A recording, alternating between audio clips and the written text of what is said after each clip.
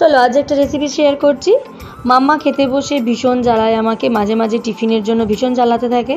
আমাকে বলে ম্যাগি দাও। তো শুধুমাত্র ওই জলে ফুটিয়ে মশলা দিয়ে ম্যাগি আমি ওকে বানিয়ে দিতে চাই না, তাই ওকে আমি একটুখানি চাউমিনের স্টাইলেই বানিয়ে দিই, যেটা ও খুব পছন্দ করে আর আমাদেরও বেশ একটুখানি টিফিন খাওয়া হয়ে যায়।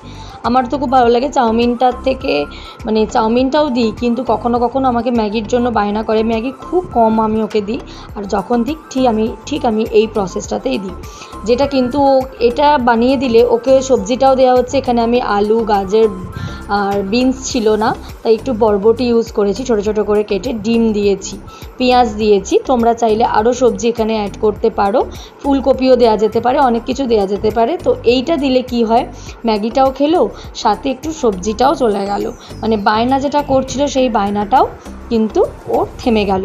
তো কেমন লাগছে, কেমন হয়েছে জানিও। টাটা।